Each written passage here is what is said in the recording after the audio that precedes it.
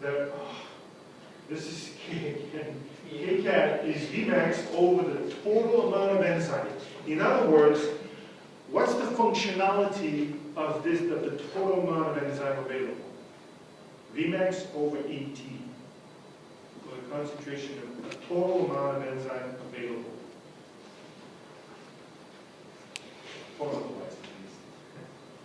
All right, so this is a turnover number. How fast, in a way, or how much you're producing per enzyme molecule. It's not how fast, how much per enzyme molecule. So it puts a number of how much your product you're making? Right, per enzyme molecule. For one enzyme? So one enzyme doesn't make one product? Because it lets go. Not the kind of products, but the number of product molecules. You know what I'm saying? The number. It's not whether the hexokinase will make glucose 6-phosphate, it's how many glucose 6-phosphate molecules per one molecule of hexokinase. That's the Kcat. So the Kcat number should, by that definition, identify which enzyme is the best enzyme. Yes, in a way. In a way. Well, to really know which one's the best enzyme, you got to get the ratio of the two. The turnover number and the Km. Because they tell you different things. The turnover number tells you the amount of product per enzyme. The Kcat tells you, we'll assume, the affinity of that enzyme. Sorry? Kcat is a turnover number over the Km, which is the affinity, in a way, under certain conditions, of the enzyme to the substrate. So that's the ratio, and that's called the specificity constant. So that's what you really need to say, this is a better enzyme compared to this one. And we often use specificity constant to compare the catalytic activity of two different enzymes or the catalytic activity of the same enzyme with two different substrates. Okay. Is that clear, or it's not really clear? I see a nervous laugh. That's not good. All right, so Km describes, and we will assume that the Km is similar to Kd, describes affinity, or how well an enzyme binds to its substrate.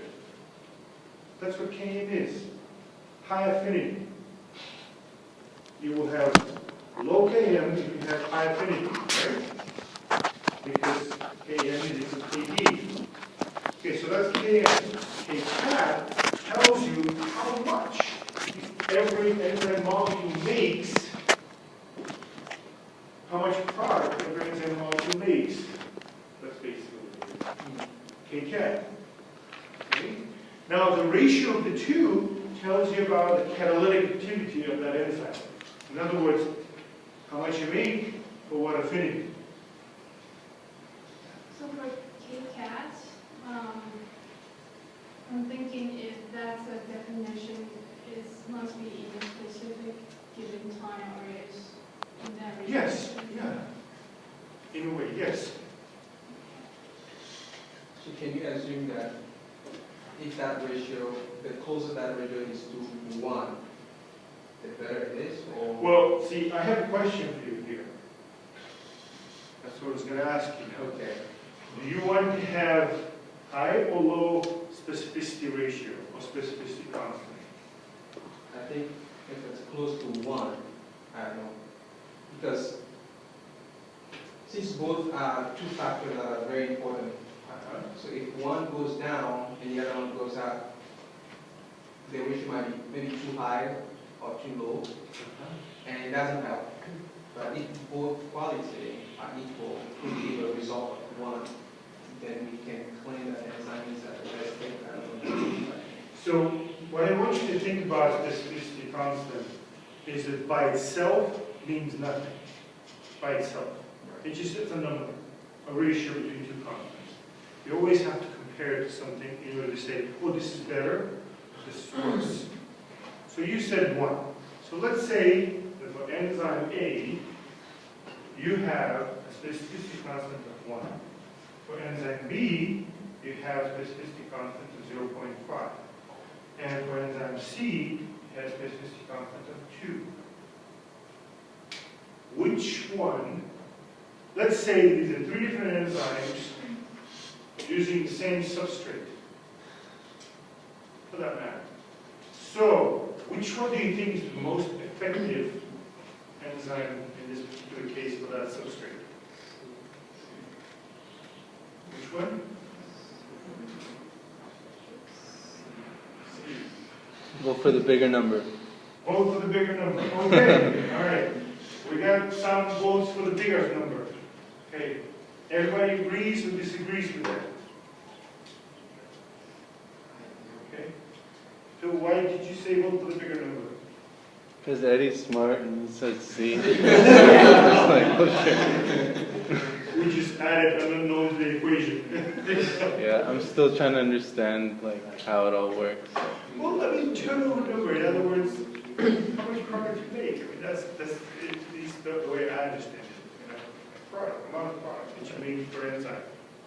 Anyway, why did you say that you gotta go with the bigger number?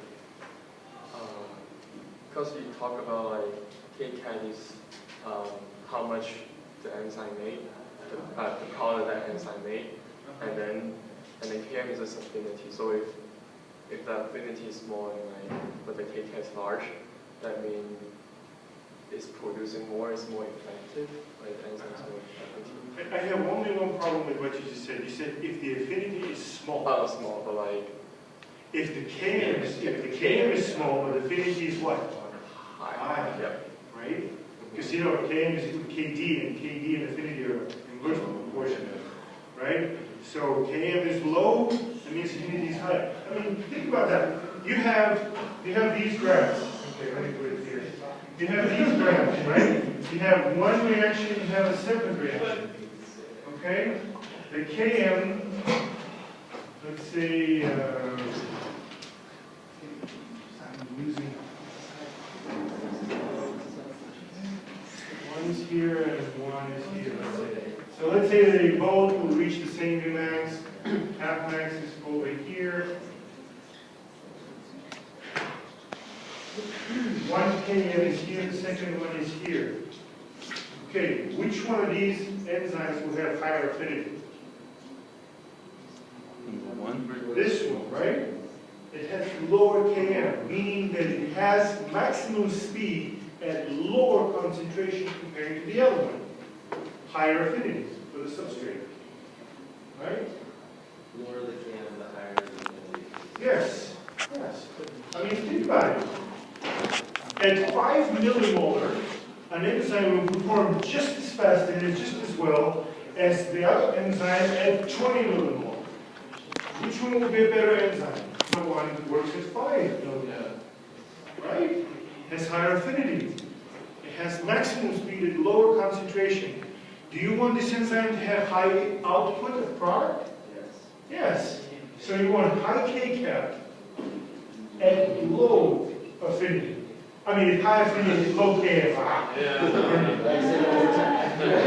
want to have high output, in other words, high Kcat at high affinity or lower Km.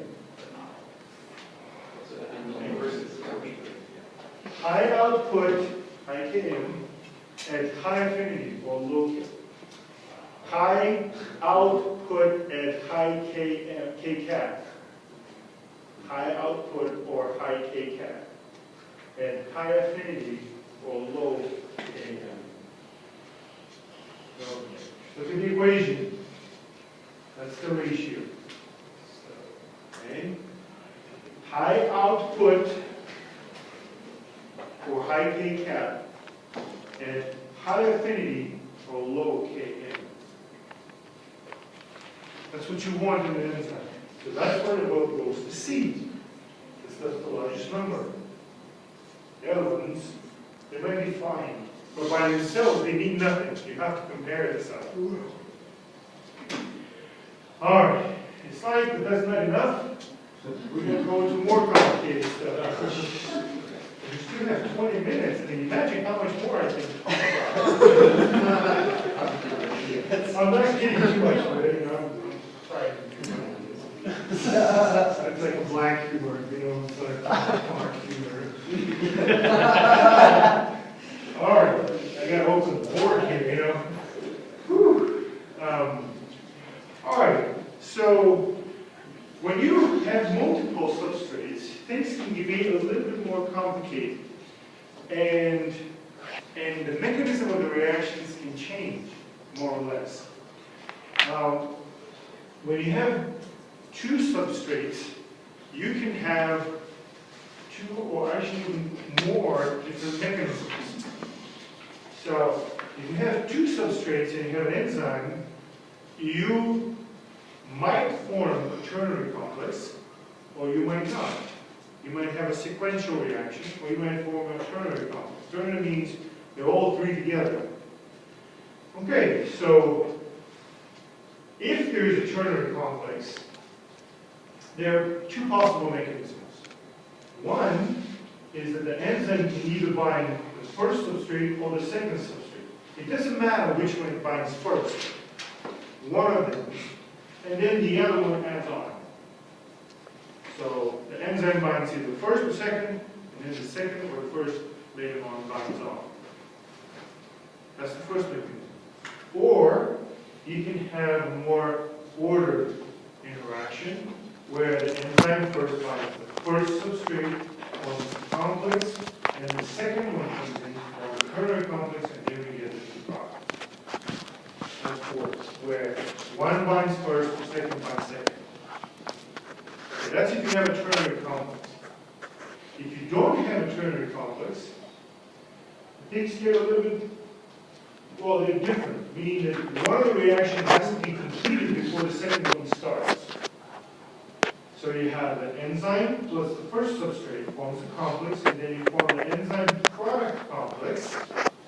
The product is then released, but obviously something is still with, or something happens to the enzyme that will allow then the second substrate to bind, form a complex, and then the second product is formed. So at any given point in time, you do not have a ternary complex in this particular case. You still have two substrates, you still have two products, but they never bind all together. Okay, so someone would say, well, who cares? Well, scientists do. Some people make PhDs out of that, not more, many PhDs out of that, and books, etc., etc., etc. Because we need to know how an enzyme works. I mean, think about it. If you're going to make an inhibitor, would you care what's the mechanism of that enzyme? Of course you would. Otherwise, how would you generate the inhibitor? Well, I'm talking about real reason here, but in many cases, pharmaceutical companies don't care.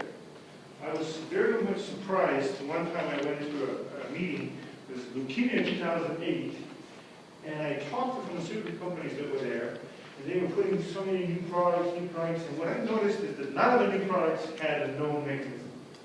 They just know what the effect is. In other words, this product kills cells at this rate. I mean, we're talking about cancer, so it's always got to be killing cells. And so this product kills them this rate, this product kills them this rate. And I'm trying to figure out how. No one knows. Most of the time, no one knows.